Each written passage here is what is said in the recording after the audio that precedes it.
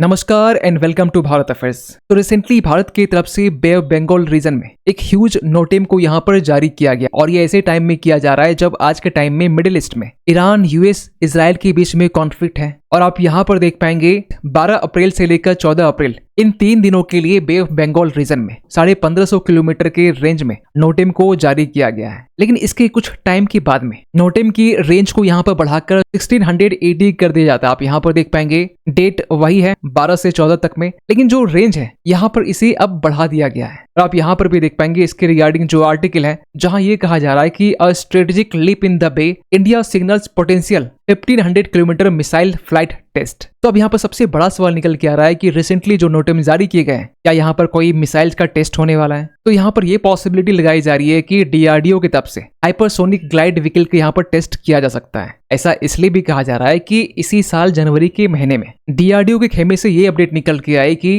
DRDO का जो धवनी hypersonic glide vehicle है ये अर्ली 2026 में इसे टेस्ट किया जाएगा। आप यहाँ पर देख पाएंगे इंडियन डिफेंस रिसर्च विंग का आर्टिकल्स है, डेट यहाँ का जनवरी 1 का है। फिर यहाँ पर क्या पॉसिबिलिटी हो सकती है ये तो डिस्कस करेंगे, लेकिन एक अपडेट हमें और भी देखने को मिला है कि जहां पर 12 से लेकर 14 तक में जो नोटिम जारी किए गए हैं बे ऑफ बंगाल रीजन में, इसके बाद 15 से लेकर 18 तक के बीच में एक नोटिम यहाँ पर और जारी किया गया है, वो भी बे ऑफ बंगाल रीजन में। आप यहाँ पर देख पाएंगे ये जो नोटिम है ये साइज में काफी छोटा है, लेकिन आप देख पाएंगे अब्दुल कलाम आइलैंड के पास में ये जो नोटिम है ये जारी किया गया है। तो इन्हीं सब चीजों को लेकर हम लोग इस वीडियो में डिटेल से बात करने वाले, लेकिन बात करते शुरुआत से पहले ये समझते कि नोटिम एक्चुअली होता क्या है। नोटिस टू एयरमैन बेसिकली एक एविएशन सेफ्टी नोटिस है जो किसी देश के एविएशन अथॉरिटी की तरफ से यहाँ पर दी जाती है, जिसमें माना यह जाता है कि जिस रेंज में नोटिम यहाँ पर जारी किया गया है इस रेंज में या तो मिसाइल टेस्ट हो सकता है, रॉकेट लॉन्चेस हो सकते हैं, मिलिट्री एक्सरसाइज भी हो सकता है, ड्रोन ऑपरेशन भी हो सकते हैं या फिर हजार्डस वेदर जोन्स भी हो सकता है। और भारत के केस में डीआरडीओ की तरफ से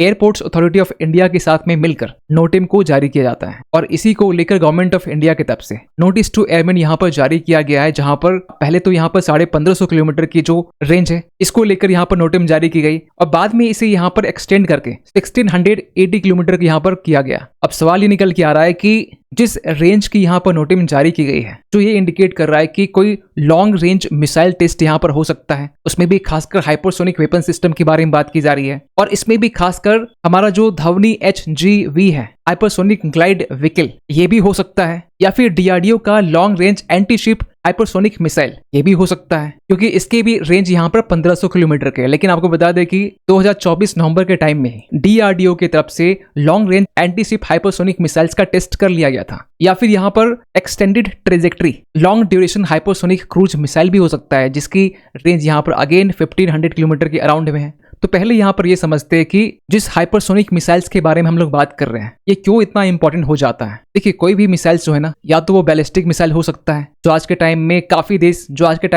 देश यूज करते हैं, या फिर इसके अलावा हाइपरसोनिक क्रूज मिसाइल भी हो सकते हैं और ये भी गिने चुने कुछ देशों के पास में देखने को मिलता है। और थर्ड में हाइपरसोनिक ग्लाइड व्हीकल ये ओनली रशिया और चाइना के पास में देखने को मिलता है। लेकिन जो हाइपरसोनिक मिसाइल्स होते हैं ये बैलिस्टिक मिसाइल से काफी अलग होते हैं, क्योंकि इसकी जो स्पीड है ये 5 मैक से ज्यादा होती है, साउंड की स्पीड से 5 गुना, जिसके कारण जो हाइपरसोनिक वेपन्स होते हैं ये अनस्टॉपेबल बन जाते हैं, क्योंकि इसकी जो स्पीड होती है बैलिस्टिक मिसाइल्स के कंपैरिजन में काफी ज्यादा होती है। तो ऐसे केस में जो ट्रेडिशनल मिसाइल डिफेंस सिस्टम्स होते हैं इसे डिटेक्ट करना, ट्रैक करना, इंटरसेप्ट करना काफी मुश्किल हो जाता है। इसके अलावा भी जो हाइपरसोनिक ग्लाइड व्हीकल्स होते हैं ये मैन्यूवर करते हैं, आसान भाषा में कहे तो ये ग्लाइड करते हुए, जिग जैग फॉर्म करते हुए ये टारगेट को हिट करते हैं। और बैलिस्टिक मिसाइल्स के कंपैरिजन में ये अर्थ के सरफेस से नजदीक से ये फ्लाइट करता है, तो ऐसे कंडीशन में जो दुश्मन की रडार सिस्टम है ये ट्रैक भी नहीं कर पाते हैं। तो हाइपरसोनिक मिसाइल जो है ये रडार को भी यहाँ पर इवेड कर देता है। और सबसे खास बात यह है कि जो हाइपरसोनिक मिसाइल्स होते हैं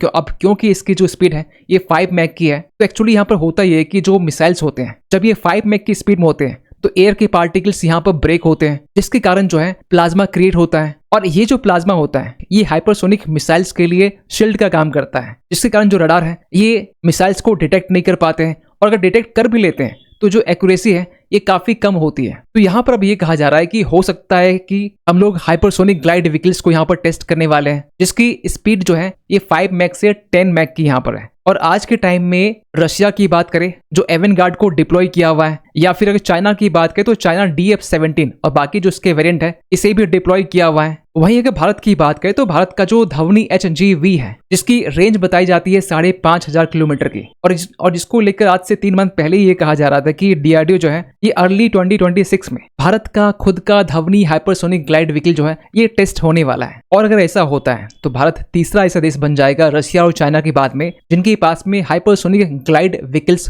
होने वाला है, क्योंकि इस मामले में जितने भी यूरोपियन कंट्रीज हैं वो सभी फेल साबित हुए हैं। यूएस भी इसे डेवलप नहीं कर पाया है। या फिर यहाँ ये भी कहा जा रहा है कि बे ऑफ बंगाल में long range anti ship hypersonic missiles का भी यहाँ पर कोई अपग्रेडेड वर्जन यहाँ पर टेस्ट किया जा सकता है, और इसकी भी जो स्पीड है ये 1500 किलोमीटर की है, हाइपरसोनिक स्पीड की है। और इस साल पहली बार गणतंत्र दिवस के दिन में DRDO की तरफ से पहली बार शोकेस किया गया था हमारा जो long range anti ship hypersonic जो मिसाइल्स है जिसकी रेंज 1500 किलोमीटर की है। और रही बात इसकी टेस्ट की तो DRDO की तरफ से नवंबर 2024 के टाइम में इस हाइपरसोनिक मिसाइल्स को यहाँ पर टेस्ट कर लिया गया था, और सक्सेसफुल ट्रायल के बाद में करेंटली अब इनका सीरियल प्रोडक्शन किया जा रहा है। या फिर नेक्स्ट में कहा जा रहा है कि भारत का ही जो extended trajectory long duration hypersonic जो क्रूज मिसाइल है जिसको लेकर भी ये कहा जा रहा है कि DRDO बहुत जल्द इसका भी टेस्ट कर सकती है, क्योंकि इस मिसाइल में हम लोग स्क्रैमजेट इंजन का यूज कर रहे हैं। और आपको बताना चाहते हैं कि इसी साल जनवरी के टाइम में DRDO की तरफ से फुल स्केल ग्राउंड टेस्ट किया गया था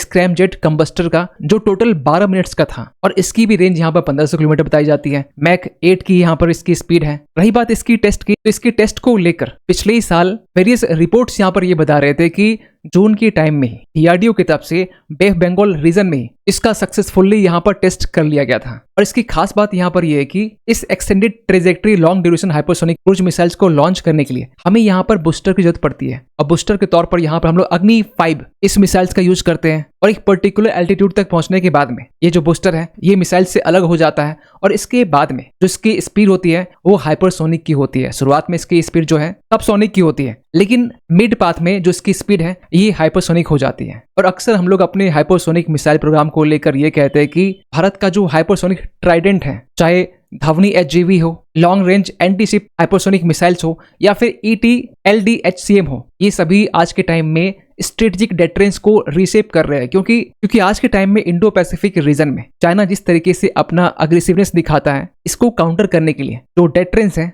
ये जरूरी हो जाता है। और अगर भारत के पास में hypersonic glide vehicles, cruise missiles या फिर एंटी शिप मिसाइल्स अगर आ जाते हैं तो इससे पाकिस्तान छोड़िए चाइना के साथ साथ जो US है इनके अंदर भी एक डर होगा, एक डेटरेंस होगा भारत को लेकर। वैसे आपको बता दें कि ईरान भी दावा करता है कि हमारे पास में हाइपरसोनिक मिसाइल्स हैं, और रिसेंटली मिडिल ईस्ट में US और ईरान के बीच में जो सीज फायर हुए हैं, जहां पर ट्रंप एक लंबे टाइम से फोर्स नेगोशिएशंस की कोशिश कर रहे थे, लेकिन कहीं न कहीं एक डेटरेंस ही था जो US और ईरान जो इस सीज फायर के लिए एग्री होते हैं, क्योंकि ईरान एक लंबे टाइम से अपने न्यूक्लियर को एनरिच कर रहा है, न्यूक्लियर वेपन्स बनाने की दिशा में काम कर रहा है। 60% जहां एनरिचमेंट ये कर चुका है, 90% करना बाकी है। खैर, आप क्या सोचते हैं इस अपडेट को लेकर कमेंट कीजिएगा। मिलते हैं किसी अगले वीडियो में, तब तक के लिए थैंक यू सो मच।